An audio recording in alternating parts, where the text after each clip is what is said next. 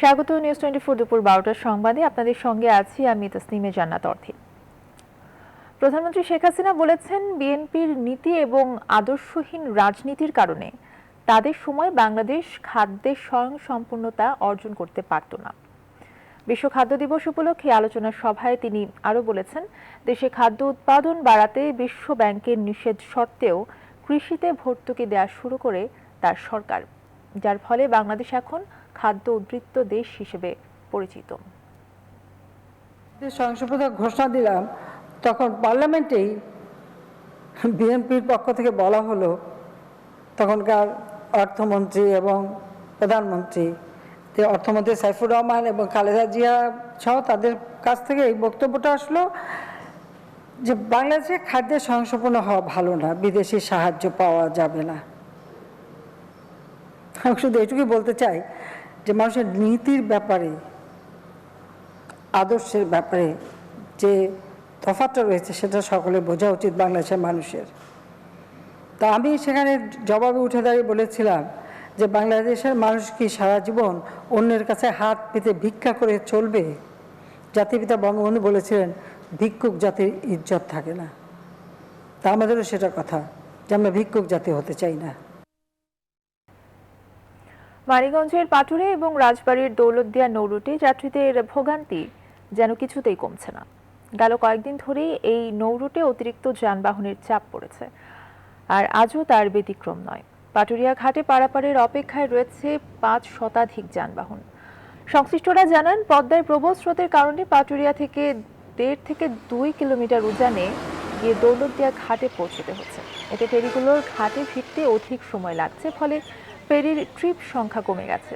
এতে ভোগান্তিতে পড়েছে এই নৌরুট ব্যবহারকারী দক্ষিণ পশ্চিমাঞ্চলের 21 জেলার মানুষ। এই নৌরুটে বর্তমানে 19টি ফেরি দিয়ে যানবাহন পারাপার করা হচ্ছে।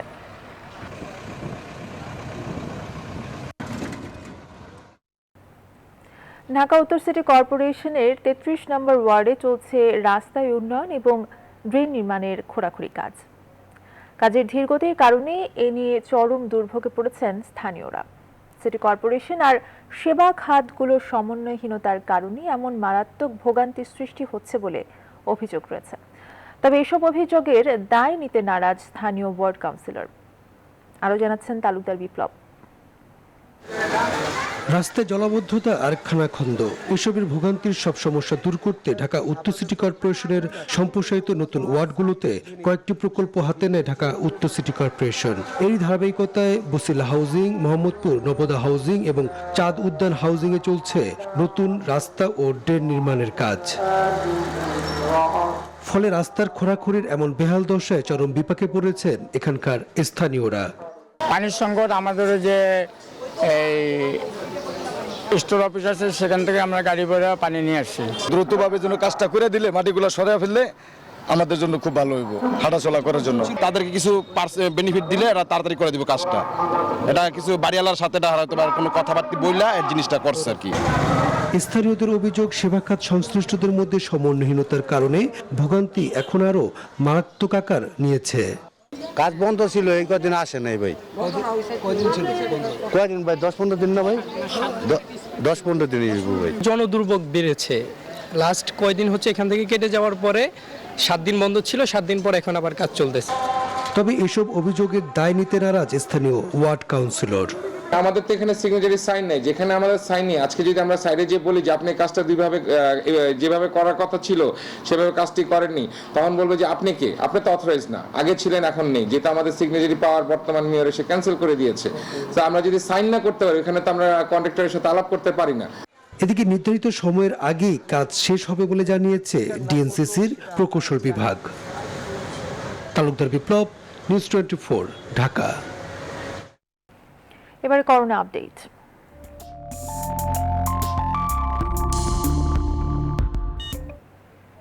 দেশে করোনা ভাইরাসের প্রকোপ কমেছে। 24 ঘন্টায় করোনায় মারা গেছেন আরও 9 জন। এ সময় নতুন করে করোনা শনাক্ত হয়েছেন 396 জন। এর আগে গেল 22 ফেব্রুয়ারি 366 জনের খবর জানিয়েছিল স্বাস্থ্য অধিদপ্তর।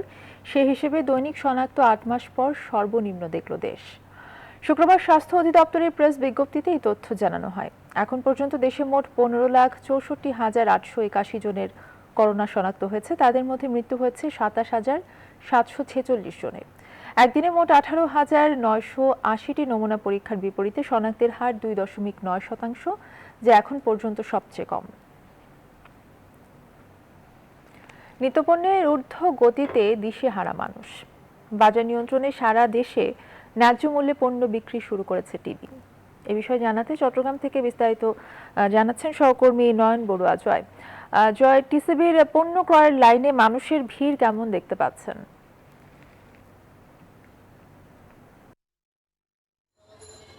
ধন্যবাদ। অর্থেই আপনি যথার্থই বলছেন যে নিত্যপণ্যের উদ্যোগতির কারণে মানুষ কিন্তু অনেকটা দিশেহারা। সে কারণে আপনি দেখতেই পাচ্ছেন যে টিসিবির পণ্য যেখানে বিক্রি করা হচ্ছে, চট্টগ্রামের 13টি পয়েন্টে কিন্তু আমরা দেখছি বিক্রি করা হচ্ছে পণ্য। 4টি পণ্য বিক্রি করা হচ্ছে, যেখানে খুচরা বাজার পেঁয়াজ বিক্রি করা হচ্ছে 60 থেকে 65 টাকা। সেখানে টিসিবির গাড়ি থেকে তারা তুরস্ক থেকে আমদানি করা পেঁয়াজ বিক্রি করছেন 30 টাকা কেজিতে। তার কারণে কিন্তু সবচেয়ে বেশি যারা ভোক্তা আছেন, ক্রেতা আছেন, অসহায় এমনকি নিম্ন আয় মধ্য আয়ের মানুষ, তাদেরও কিন্তু ভিড়টা অনেকটা বেড়ে গেছে। তেমনিভাবে তেলের দামও কিন্তু এখানে কম রয়েছে। চিনিও বিক্রি করা হচ্ছে আমরা দেখছি 55 টাকা কেজিতে, আর মসুর ডাল বিক্রি করা হচ্ছে আমরা দেখছি এই জায়গা থেকে 55 টাকা কেজিতে। সে কারণে কিন্তু আমরা 4টি এই জায়গাতেই আমরা যেখানে আছি জামালখান এলাকায় 4টি পণ্য তারা বিক্রি করছেন। আমরা একটু আগে টিসিবির উচ্চপদস্থ কর্মকর্তা যারা আছেন তাদের সাথেও কথা বলেছি। তারা বলছেন চট্টগ্রাম শহরের 13টি পয়েন্টে এইভাবে গাড়ি থেকে কিন্তু তারা পণ্য বিক্রি করছেন। তেমনিভাবে চট্টগ্রাম শহরের বাইরেও কিন্তু আসলে 10টি উপজেলায়ও তারা এইভাবে কিন্তু পণ্য বিক্রি করছেন। তো যারা সাধারণ ক্রেতা আছেন তারা যে টিসিবির পণ্য পেয়ে অনেকটা খুশির কথা আমাদেরকে জানিয়েছেন। তাদের কিন্তু অনেকটা অভিযোগের কথা আমাদেরকে জানিয়েছেন, যদি এরকম পয়েন্টগুলো যদি আরও বাড়ানো হতো, এমনকি তাদের বিভিন্ন জায়গা যেখানে কিন্তু সহজভাবে পায় সেই জায়গাগুলোতে কিন্তু আসলে টিসিবির পণ্যগুলি বিক্রি করা হতো, তাহলে কিন্তু অনেকটা সহজ হতো বলে আমাদেরকে জানিয়েছেন। তো এই ছিল আমার এখানকার সর্বশেষ। ফিরে যাচ্ছি স্টুডিওতে অর্থের কাছে। ধন্যবাদ। চট্টগ্রাম থেকে নয়ন বড়ুয়া জয় আমাদের সাথে যুক্ত হয়েছিলেন। র্যাবের অভিযানে রাজধানীর যাত্রাবাড়ি থেকে অবৈধ মাদক আইসের সর্ববৃহৎ চালান আটক করা হয়েছে। এ বিষয়ে বিস্তারিত জানাতে চলছে র্যাবের ব্রিফিং। আমরা সরাসরি চলে যাচ্ছি কারওয়ান বাজারে সেই ব্রিফিংয়ে। ডেলিভারি করেছে বা তারা অর্থ পেতে অনেক সময় প্রবলেম হয়, এই জন্য তাদের নিজেদের ক্ষমতা প্রদর্শন বা প্রভাব দেখানোর জন্য অনেক সময় তারা অস্ত্র বহন করে থাকে। এটি তার প্রাথমিক জিজ্ঞাসাবাদে পেয়েছি। এবং এখানে আরেকটি চাঞ্চল্যকর তথ্য পেয়েছি যেটা প্রাথমিক জিজ্ঞাসাবাদে, যে এই চক্রটি পার্শ্ববর্তী দেশ কেন্দ্রিক যে ব্যবসাটি করছে, এখানে এই পর্যন্ত তাদের জিজ্ঞাসাবাদে মানে তাদের সাথে পার্শ্ববর্তী দেশের মাদক চোরা কারবারিদের এতটাই সুসম্পর্ক হয়েছে যে কোনো কারণে যদি এই ধরনের মাদক যেটা পরিবহন করছে দেশে, প্রশাসনের কাছে যদি সেটা ধরা পড়ে, আইন শৃঙ্খলা বাহিনী যদি এই মাদক উদ্ধার করে, এই ক্ষেত্রে তাদের কিন্তু পার্শ্ববর্তী দেশে পেমেন্ট করতে হয় না। মানে এই একটা বিজনেস স্ট্র্যাটেজি পার্শ্ববর্তী দেশের মাদক ব্যবসায়ী যারা আছে, তারা আমাদের দেশে যারা মাদক চোরা কারবারি করছে তাদেরকে প্রলুব্ধ করার জন্য এরকম একটা বিজনেস স্ট্র্যাটেজি তারা নিয়েছে, যে কোনো কারণে যদি ল এনফোর্সিং এজেন্সি এই ধরনের মাদক ধরে ফেলে বা আটক করে, সেই ক্ষেত্রে তাদেরকে পেমেন্ট দেওয়া লাগে না। এটা আমরা গ্রেফতারকৃতকে জিজ্ঞাসাবাদে জেনেছি। আচ্ছা ভাইয়া, একটা বিষয় আছে, আপনি মিয়ানমার সিম কার্ড দেখা যাচ্ছে, জি, মিয়ানমারের সাথে সম্পর্ক স্থাপনে সিম কার্ডের ভূমিকাটা কিভাবে শুরু হয়? সিম কার্ডের যে বিষয়টি হয়েছে আপনাদেরকে যেটা বলছি, গ্রেফতারকৃত খোকন হোসেন ওরফে খোকন আমাদেরকে জানায় যে সম্পূর্ণ অর্থ যেটা মাদক চোরা কারবারিতে আয়কৃত অর্থ বা যেটা তাকে পেমেন্ট করতে হয় পার্শ্ববর্তী দেশে, সম্পূর্ণ অর্থটি তারা হুন্ডির মাধ্যমে করে থাকে। এবং মূলত সে যেটা বলেছি, পার্শ্ববর্তী দেশ কেন্দ্রিক কাপড়ের বিজনেস করে থাকে, আচারের ব্যবসা করে থাকে, তো তাকে পার্শ্ববর্তী দেশে যেতে হয়, তাকে নিয়মিতই যেতে হয় এবং সে নিয়মিতই যান। এবং এখন পর্যন্ত তার জিজ্ঞাসাবাদে আমরা জেনেছি সে অবৈধভাবে বিভিন্নভাবে যেয়ে থাকেন, নৌকার মাধ্যমে বিভিন্নভাবে যেয়ে থাকেন। তো সেই জন্য তাকে এই সিম ওই দেশে যাওয়ার পর তাকে ব্যবহার করতে হয়। এই সিমটি তার পকেটে ওইভাবে আমরা পেয়েছি তার কাছে। তার বক্তব্য অনুযায়ী সে যখন বেসিক্যালি আমি আপনাকে যেটা বলেছি যে মাদকটি স্থানান্তর হয় নদীপথে বা নৌকার মধ্যে, সেই ক্ষেত্রে অনেক ক্ষেত্রে তাদের যদি বাংলাদেশে তাদের ব্যবহারের প্রয়োজন নাও হয়, মাদক স্থানান্তরের সময় তাদের এই সিম কার্ডের একটা প্রয়োজনীয়তা রয়েছে। এবং এই ব্যাপারে সে এখনো আমাদেরকে কোনো তথ্য দেননি যে টেকনাফে বসে উনি ওই দেশে সিম ব্যবহার করছেন কিনা, এই জাতীয় কোনো তথ্য উনি আমাদেরকে দেননি। বাট উনি বাংলাদেশি নাগরিক। জি, আমরা এই সিন্ডিকেটের বেশ কিছু তথ্য, চাঞ্চল্যকর তথ্য আমরা পেয়েছি। এটা আমরা অভিযান পরিচালনা করব ভবিষ্যতে। তারা টেকনাফ কেন্দ্রিক কিছু সদস্যের নাম পেয়েছি, ঢাকায় কেন্দ্রিক বিভিন্ন সদস্যদের নাম পেয়েছি। যেহেতু অনেক বড় একটি চালান, স্বভাবতই আমরা অবশ্যই কেন্দ্রিক বিভিন্ন অভিযান আমাদের পরিচালিত হবে।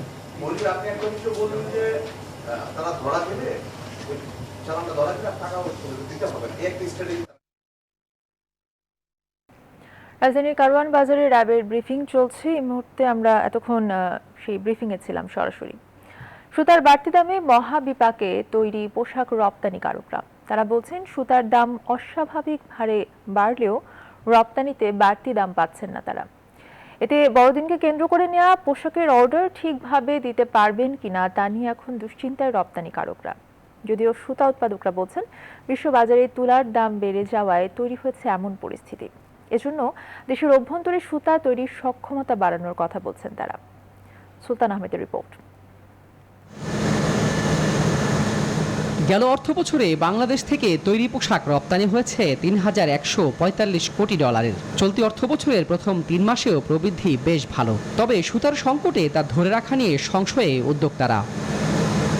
একদিকে সুতার বাড়তি দাম, তার উপর বাজারে সুতার স্বল্পতা, সব মিলিয়ে অস্বস্তির চরমে পোশাক রপ্তানিকারকদের। বস্ত্রকল মালিকদের সংগঠন বিটিএমই এর হিসেব বলছে 2020 সালের জুলাই মাসে প্রতি কেজি সুতার দাম ছিল $2.53, যা বছরের ব্যবধানে বেড়ে দাঁড়িয়েছে $4.2, অর্থাৎ বেড়েছে প্রায় 66%। তার উপর সুতার সংকটে সামনের বড়দিনের অর্ডার নিয়ে এখন দুশ্চিন্তায় উদ্যোক্তারা। অনেকগুলো অর্ডার আমাদের আছে, অনেকগুলো কারণে যেগুলো আমাদের ক্রিসমাসের ভিতরে ডেলিভারি দেওয়ার কথা, কিন্তু এখন দেখা যাচ্ছে আমরা সংখ্যায় আছি যে সুতার দাম বেড়ে যাওয়াতে আমাদের এই অর্ডারগুলো আগিয়ে নেওয়া এবং সেগুলো ক্রিসমাস উপলক্ষে নেওয়া, এই মুহূর্তে হঠাৎ করে কোনো দাম বাড়লে আমাদের র মেটেরিয়ালস পেতে যদি অসুবিধা হয়, আমরা কিন্তু গার্মেন্টসগুলো শিপমেন্ট করতে পারবো না। বর্তমানে 500-র অধিক সুতা তৈরির কারখানা রয়েছে বাংলাদেশে। তারপরও পোশাক রপ্তানিকারকদের সুতার জন্য ভরসা করতে হচ্ছে আশপাশের কয়েকটি দেশের উপর। প্রতি বছর বিপুল পরিমাণ পোশাক রপ্তানি হচ্ছে বাংলাদেশ থেকে। তা নিয়ে যেমন স্বস্তি রয়েছে, অন্যদিকে অস্বস্তি রয়েছে বাংলাদেশ থেকে খুব কম পরিমাণে মূল্য সংযোজন হওয়াতে।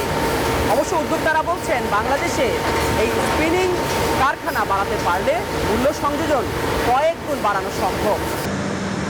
সুতার বাজারের এই অস্থিরতার জন্য বিশ্ববাজারে তুলার দাম বৃদ্ধিকে দায়ী করছেন সুতা উৎপাদকরা।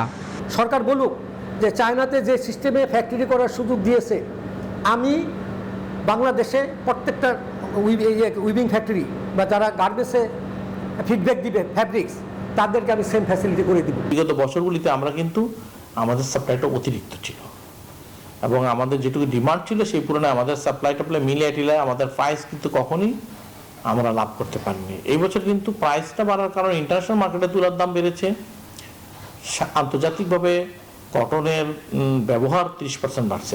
তবে সংকট যাতে দীর্ঘমেয়াদী না হয় সেজন্য বিজিএমইএ, বিকেএমইএ, বিটিএমএ সহ কয়েকটি সংগঠন এক হয়ে কাজ করছে বলেও জানান উদ্যোক্তারা। সুলতান আহমেদ, নিউজ 24, ঢাকা। চট্টগ্রাম মেডিকেলের স্বস্তি ফেরাতে পতেঙ্গায় অচিরেই চালু হচ্ছে আরেকটি হাসপাতাল। ব্যবসায়ের 5 একর জায়গার উপর নির্মিত 3 ভবনে 100 বেডের হাসপাতাল চালুর অনুমোদন প্রধানমন্ত্রী। বন্দর পতেঙ্গা ইপিজেড ও হালি শহরের 20 লক্ষেরও বেশি মানুষের দীর্ঘদিনের দাবির প্রেক্ষিতে বহুল কাঙ্ক্ষিত হাসপাতাল চালুর খবরে খুশি এলাকাবাসী। থাকবে সব ধরনের সুযোগ সুবিধা, এমনটা বললেন সাংসদ এম এ লতিফ। নয়ন বড়ুয়া তথ্য ছবি নিয়ে দেখুন ডেস্ক রিপোর্ট। চট্টগ্রাম মহানগরীর দক্ষিণাংশ তথা পতেঙ্গা, ইপিজেড ও বন্দরবাসীর সবচেয়ে বড় দুঃখ ছিল একটি হাসপাতাল না থাকা। দীর্ঘ যানজট ভোগান্তি পেরিয়ে চট্টগ্রাম মেডিকেলে আসতে আসতেই প্রাণ হারিয়েছেন অনেকে। দীর্ঘদিনের দাবির প্রেক্ষিতে অবশেষে হাসপাতাল পাচ্ছেন এই এলাকার মানুষ। সম্প্রতি বেবজার 3টি ভবনে 100 বেডের সরকারি হাসপাতালের অনুমোদন দিয়েছেন প্রধানমন্ত্রী। এই মেডিকেল না থাকার কারণে আমাদের এই চট্টগ্রাম মেডিকেল আসার পথে অনেক আপনার ডেলিভারি মামলা এবং অ্যাক্সিডেন্ট এবং বিভিন্ন রোগী পথে মারা গেছে। এই হাসপাতালটি যদি হয়, বৃহত্তর পতেঙ্গার মানুষ আপনার চিকিৎসা ব্যবস্থা খুব দ্রুত সময়ের মধ্যে পাবে। আপামর জনগণের দাবির মুখে দীর্ঘদিনের আন্দোলনের ফসল আমাদের মাননীয় প্রধানমন্ত্রী আমাদেরকে একটি হাসপাতাল উপহার দিয়েছে। চট্টগ্রাম 12 আসনের সংসদ সদস্য জানান, এই হাসপাতালে থাকবে সব ধরনের সুযোগ সুবিধা। আমি মনে করি এটিকে সুষ্ঠু পরিচালনার মাধ্যমে এই অঞ্চলের হালিশহর, পতেঙ্গা তথা বন্দর পতেঙ্গা আসনের সমস্ত মানুষের চিকিৎসা সেবা এখান থেকে নিশ্চিত করা যাবে। এলাকার 20 লাখের বেশি মানুষের চিকিৎসা সেবার দুয়ার খুলবে এই হাসপাতাল।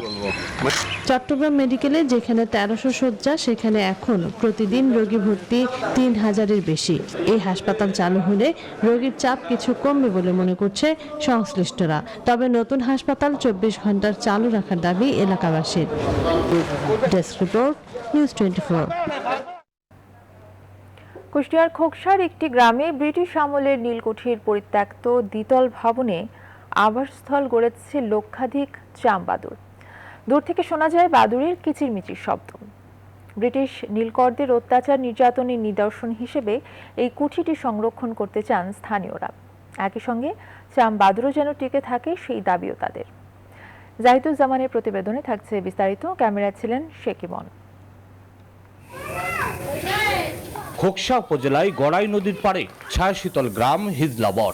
এখানে গ্রাম্য রাস্তার পাশে এখনো দাঁড়িয়ে নীলকরদের অত্যাচারের এই 2 তলা কুঠি। নীল চাষীদের ধরে এনে এখানেই কর আদায় করা হতো। এক সময়ের দুর্দান্ত প্রতাপের এই নীলকুঠি আজ পরিত্যক্ত, খসে খসে পড়ছে। এই সুযোগে আবাসস্থল গড়েছে লক্ষাধিক চামবাদুর। যখন বসবাস করতে মানুষ তখন চাম ছিল, যখন অবৈধ হয়েছে তখন এই চাম থেকে বসবাস আরম্ভ হয়েছে।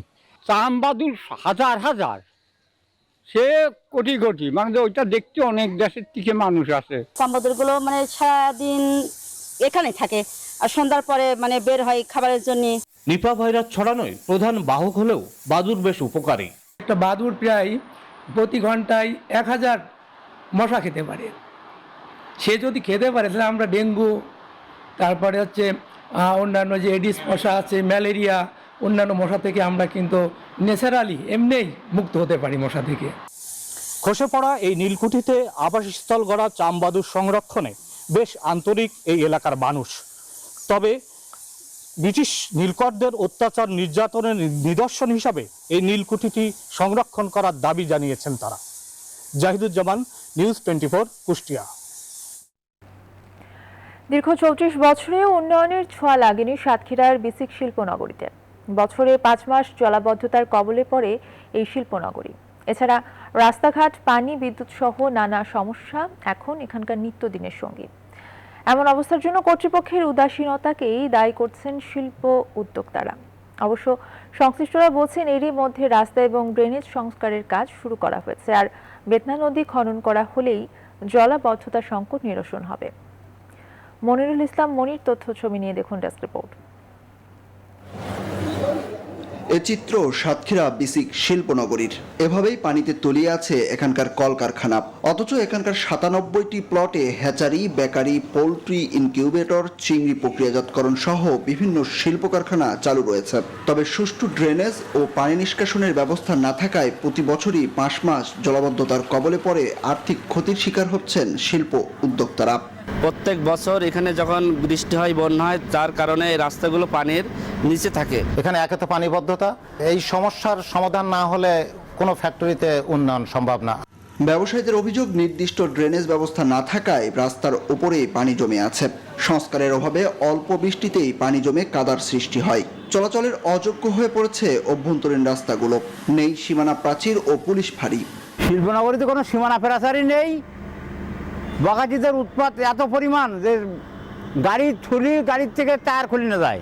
অবশ্য এসব সমস্যার সমাধানের আশ্বাস দিয়েছেন সংশ্লিষ্টরা। ইতিমধ্যে এখানে একটি প্রকল্পের অধীনে শিল্পনগরীর রাস্তাঘাট উঁচুকরণ, ড্রেনেজ ব্যবস্থা এবং একটি অফিস বিল্ডিংয়ের কাজ চলমান। বেতনা নদী খনন করলে এবং এই জলবদ্ধতা নিরসন করতে পারলে এখানকার ব্যবসায়ীরা তাদের ব্যবসায় প্রসার ঘটাতে পারবে। 1986 সালে শহরের অদূরে বিনের পোতায় প্রায় 15 একর জমিতে প্রতিষ্ঠিত হয় সাতক্ষীরা বিসিক শিল্পনগরী। Desk report, news 24। এবারে ফার্স্ট সিকিউরিটি ইসলামী ব্যাংক অর্থ বাণিজ্য সংবাদ। যশোরে এবছর আউশ ধানের আশানুরূপ উৎপাদন হয়েছে। বর্তমানে ধান কাটা এবং মাড়াইয়ের কাজে ব্যস্ত সময় পার করছেন এই অঞ্চলের কৃষকরা। আবার বাজারেও বিক্রিও করছেন অনেকে। বাজার দর চড়া থাকায় খুশি তারা। রিপন হোসেনের তথ্যচিত্রে দেখুন ডেস্ক রিপোর্ট। যশোরের মনিরামপুর, বাঘারপাড়া, শার্শা ও অভয়নগর উপজেলার বেশ কয়েকটি এলাকায় আউশ ধান পাকতে শুরু করেছে।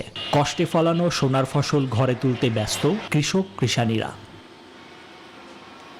কৃষকরা জানান, এবছর আবহাওয়া অনুকূলে থাকায় আউশ ধানের আশানুরূপ উৎপাদন হয়েছে। বোরো ধানের চেয়ে আউশ ধানের উৎপাদন খরচ কম। এ ধান তোলার পর একই জমিতে আবার সবজি চাষ করা হয়। এ কারণে এই ধান আবাদে আগ্রহী হয়ে উঠছেন অনেকে। যেহেতু আকাশের বৃষ্টি বেশি হয়েছে, যার কারণে আমরা আউশ ধানের ফলন বেশি পাইছি। এই জমি আবার সব সবজি চাষ করবে, এই কারণের জন্য আউশ ধান করা। এই ধান বাজারে বিক্রিও শুরু করেছেন কেউ কেউ। দর ভালো থাকায় খুশি তারা। এতে 20 থেকে 22 মণ ফলন হবে আশা করা যায়। এটা লাগাইছি একটু আগে, চাহিদা খুব। এটা 8,000 টাকা খরচ হয়। এতে আমি লাভবান খুব। আউশ ধান রোপণ ও বপনের বিষয়ে কৃষকদের মাঠ পর্যায়ে সব ধরনের সহায়তা করছে স্থানীয় কৃষি বিভাগ। আউশটা যেহেতু ধানের দাম বেশি, এই জন্য কৃষকরা বোরো ধানে উৎপাদন খরচ বেশি, আউশ ধানে উৎপাদন খরচ কম। এই জন্যই চাষিদেরকে আমরা পরামর্শ দিয়ে যাচ্ছি যে আউশ ধানে বেশি বেশি আউশ ধান করুক, তাহলে তারা লাভবান হবে। চলতি মৌসুমে এই জেলায় 16,300 হেক্টর জমিতে আউশ ধানের চাষ হয়েছে।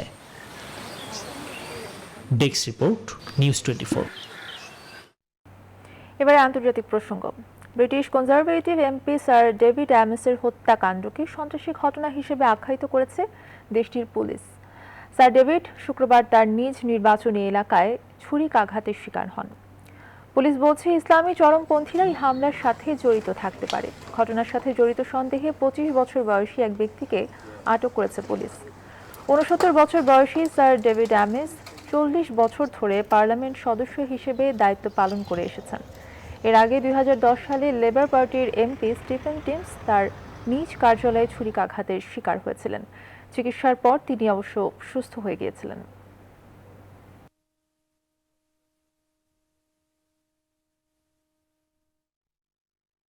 তেত্রিশটি দেশের নাগরিকের জন্য ভ্রমণ নিষেধাজ্ঞা তুলে নিচ্ছে যুক্তরাষ্ট্র। যারা করোনার পূর্ণ ডোজ টিকা নিয়েছেন, আগামী 8 নভেম্বর থেকে তাদের যুক্তরাষ্ট্রে প্রবেশে বাধা নেই বলে ঘোষণা দিয়েছে হোয়াইট হাউস। চন্দ্রানী চন্দ্রার ডেস্ক রিপোর্ট। বিবিসির এক প্রতিবেদনে বলা হয়, স্থানীয় সময় শুক্রবার হোয়াইট হাউসের মুখপাত্র জানিয়েছেন, পূর্ণ ডোজ করোনার টিকা নেওয়া এবং ভ্রমণের 72 ঘন্টা আগে যাদের করোনা নেগেটিভ ফল থাকবে তারাই যুক্তরাষ্ট্রে প্রবেশ করতে পারবেন। এই ক্ষেত্রে কোয়ারেন্টাইনে থাকার নিয়মও তুলে নিয়েছে বাইডেন প্রশাসন। এই বিধিনিষেধের আওতায় বেশিরভাগ বিদেশি যারা 14 দিনের যুক্তরাজ্য সহ বহু সংখ্যক ইউরোপীয় দেশের পাশাপাশি চীন, ভারত, দক্ষিণ আফ্রিকা, ইরান, ব্রাজিল অবস্থান করেছেন, তাদের যুক্তরাষ্ট্রে প্রবেশে বারণ রয়েছে। বিশ্বের অনেক দেশই করোনা মহামারীর কারণে জারি থাকা ভ্রমণ কড়াকড়ি এরই মধ্যে শিথিল করেছে। যুক্তরাষ্ট্র সেদিন থেকে অনেক দেরিতে এমন পদক্ষেপ নিচ্ছে। এর ফলে অন্তত 33টি দেশের নাগরিকদের জন্য যুক্তরাষ্ট্র ভ্রমণের দ্বার খুলে যাবে। বিদেশিদের যুক্তরাষ্ট্র ভ্রমণের উপর কড়াকড়ি প্রথম আরোপ করা হয়েছিল 2020 সালের জানুয়ারিতে। প্রাথমিকভাবে চীন থেকে আগতদের উপর দেওয়া হয়েছিল নিষেধাজ্ঞা। পরে সে নিষেধাজ্ঞার আওতা বাড়ানো হয়। যুক্তরাষ্ট্রের খাদ্য ও ওষুধ প্রশাসন FDA বা বিশ্ব স্বাস্থ্য সংস্থার জরুরি ব্যবহারের অনুমোদনের তালিকায় রয়েছে। যারা এমন কোন একটি টিকা নিয়েছে তারাই নতুন নীতিমালার অনুসারে যুক্তরাষ্ট্রে প্রবেশ করতে পারবেন। চন্দ্রানী চন্দ্রা, নিউজ 24। এবারে জানাবো খেলার খবর। ওমান পর্ব দিয়ে রবিবার মাঠে গড়াচ্ছে টি-20 বিশ্বকাপ। আসরের প্রথম দিনে স্কটল্যান্ডের বিপক্ষে ম্যাচ দিয়ে শুরু হবে বাংলাদেশের বিশ্বকাপ মিশন। ম্যাচটি শুরু হবে বাংলাদেশ সময় রাত 8টায়। ওমান পর্বে ভালো করে আগে সুপার 12 নিশ্চিত করে বাংলাদেশের প্রথম লক্ষ্য। এরপর ম্যাচ ধরে আগাতে চান বাংলাদেশ অধিনায়ক মাহমুদুল্লাহ। 2014-2016 সালের মতো এবারও বাছাই পর্ব খেলে সুপার 12-এ যেতে হবে বাংলাদেশকে। রাউন্ড অফ 16 বা বাছাই পর্বে শ্রীলঙ্কার মতো বিশ্ব চ্যাম্পিয়ন দলকেও খেলতে হচ্ছে, যদিও বাছাই পর্বে এই দু দলের কোনো ম্যাচ প্রতিপক্ষ হয়ে নেই দুই গ্রুপে। বাংলাদেশ বি গ্রুপ থেকে খেলবে স্কটল্যান্ড, ওমান ও পাপুয়া নিউগিনির বিপক্ষে। উদ্বোধনী ম্যাচের প্রতিপক্ষ স্কটল্যান্ড। 5 দিনের ক্যাম্পে ওমান এ দলের বিপক্ষে গা গরমের একটি ম্যাচ খেলার কন্ডিশন সম্পর্কে মোটামুটি ধারণা হয়ে গেছে লিটনদের।